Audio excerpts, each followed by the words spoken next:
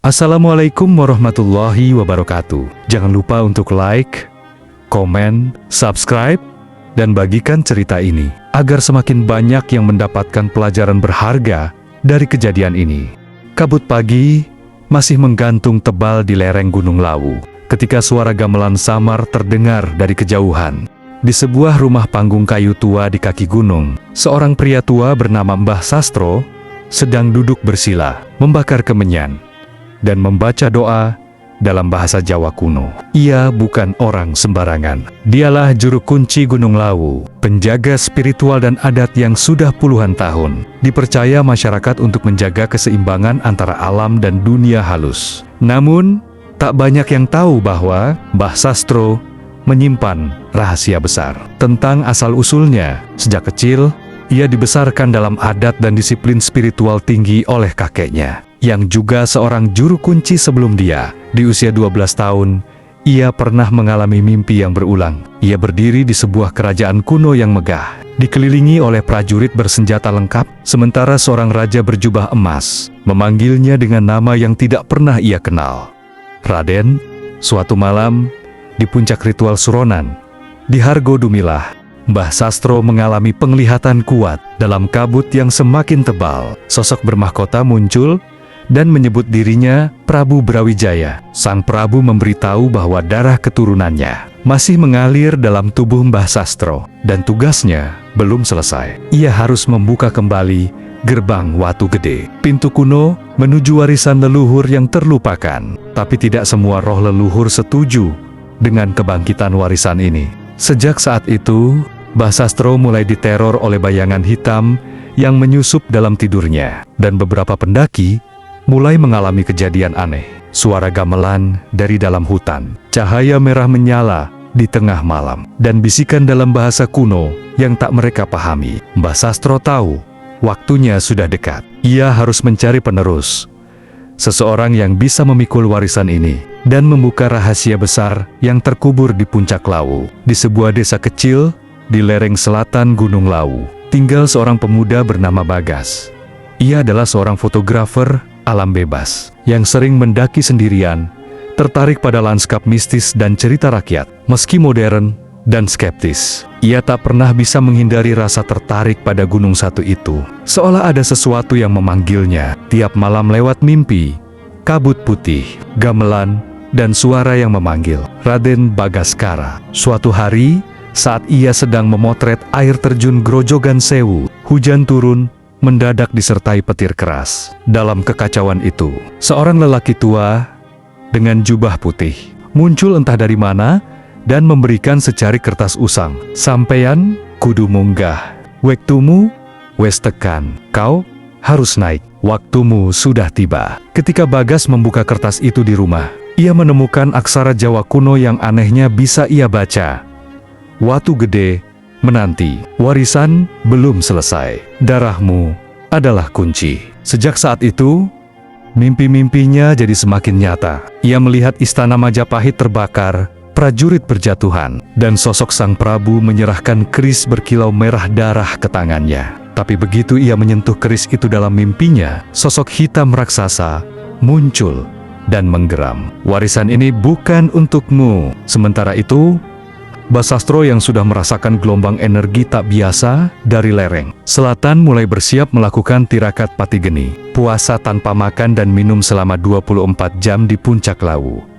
Ia tahu pewaris telah bangkit, dan kegelapan yang selama ini tertahan di gerbang Watu Gede mulai retak. Di malam purnama, saat kabut turun lebih pekat dari biasanya, Bagas memutuskan naik ke Gunung Lawu, membawa secari kertas dan rasa penasaran yang membakar. Ia tidak tahu bahwa di balik pohon-pohon pinus, mata-mata gaib telah mengawasinya sejak ia melangkah.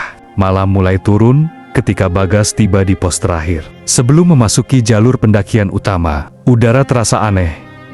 Tidak hanya dingin, tapi juga berat, seperti ada sesuatu yang menahan langkahnya. Di kejauhan, samar terlihat cahaya temaram dari obor kecil di pinggir jalur. Di sampingnya, duduk seorang lelaki tua berjubah abu-abu, matanya tajam menembus kabut, seolah telah lama menunggu. "Sampeyan telat, Raden Bagaskara," ucap lelaki itu pelan. tanpa memperkenalkan diri. Bagas langsung berhenti. Dadanya bergetar mendengar nama yang hanya pernah ia dengar dalam mimpi. "Apa Anda yang memberi kertas ini?" Bagas menunjukkan gulungan lusuh yang kini warnanya menghitam di tepinya. Lelaki itu tersenyum tipis. "Aku cuma perantara, tapi darah yang mengalir dalam uratmu itu warisan yang sedang bangkit." Bagas mendekat, masih penuh keraguan. "Siapa Anda sebenarnya?" "Aku Sastro Wijoyo, juru kunci Lawu, penjaga antara dua dunia, alam manusia dan leluhur." Majapahit yang belum selesai tugasnya, ia menatap langit yang makin gelap. "Dan kau, Bagas atau Raden Bagaskara, adalah cucu dari garis yang dilupakan, putra dari trah terakhir Prabu Brawijaya." Bagas tertawa kering, meski ketakutan mulai merambat. "Saya cuma fotografer. Hidup saya di kota, bukan kerajaan atau hal mistis. Tapi jiwamu tidak tinggal di kota. Itu sebabnya kau terus bermimpi. Itu sebabnya gunung ini memanggilmu." Mbah Sastro berdiri dan berjalan ke arah batu besar di samping jalur. Ia menepuk permukaannya, dan simbol kuno terpahat samar di sana. Lambang Surya Majapahit. Inilah salah satu penjaga watu gede. Di balik batu ini tersegel lorong menuju pusaka leluhur, tapi pintunya tidak akan terbuka kecuali darah pewaris menyentuhnya. Bagas mendekat dengan ragu. Ketika ia menyentuhkan tangannya ke batu itu, udara sekeliling mendadak menggigil. Dari dalam batu terdengar denting gamelan halus, lalu jeritan panjang seperti wanita menangis. Kabut tiba-tiba menggulung dari balik pohon-pohon. Mbah Sastro memicingkan mata. "Mereka sudah tahu kau datang. Para penjaga kegelapan, tak semua roh setuju pusaka itu dibangkitkan." Lalu dari kabut muncul siluet makhluk besar dengan mata merah menyala tingginya, 2 kali manusia. Bayangan itu menatap tajam ke arah Bagas. "Kita harus pergi," ucap Mbah Sastro tegas. "Malam ini belum waktunya membuka gerbang, tapi kau harus bersiap, karena saat purnama berikutnya, warisan itu akan menuntutmu memilih menjadi pewaris atau korban." Sejak malam pertemuannya dengan Mbah Sastro dan bayangan bermata merah itu, hidup Bagas berubah drastis. Ia tak bisa kembali ke kota. Dalam tidurnya, bayangan pusaka dan suara gamelan terus menghantui. Tubuhnya pun mulai merasakan hal-hal aneh.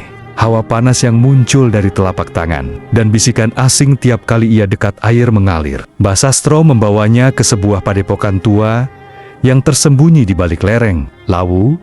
Di sanalah ia memulai laku pertamanya. Tirakat Topo Pendem berdiam diri semalam suntuk dalam lubang tanah sedalam dada. Tubuh hanya setengah terlihat di atas permukaan. Sementara mantra Jawa kuno dibacakan terus-menerus. Laku ini untuk mematikan ego, agar kau bisa mendengar suara leluhur. Bukan hanya suara ketakutanmu sendiri, jelas Mbah Sastro. Malam itu, hujan turun deras.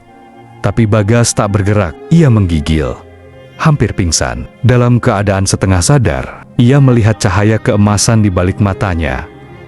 Sosok Prabu Brawijaya berdiri tegak, dikelilingi 5 pusaka bercahaya keris, tombak, panji, kitab, dan sebuah kendi perunggu. Tapi di balik pusaka itu, bayangan hitam mengintai, membawa belenggu dan rantai. "Kau harus siap," suara sang Prabu menggema. 5 laku menantimu. Hanya yang menyelesaikannya yang bisa membuka watu gede. Hari-hari berikutnya diisi dengan laku tapabrata, pati geni puasa, tanpa makanan dan cahaya selama 1 malam. Ngerowot pantang makan dari makhluk bernyawa. Topo ngeli berendam di air dingin selama jam-jam tertentu, dan semedi di petilasan ketek Ogleng, tempat jin-jin penjaga Lawu sering berkumpul. Di sana, Bagas mulai mendengar suara-suara dan melihat bayangan-bayangan samar yang hanya bisa ditangkap oleh mereka yang matanya telah dibuka. Tapi pelatihan terberat datang saat ia diharuskan tidur di puncak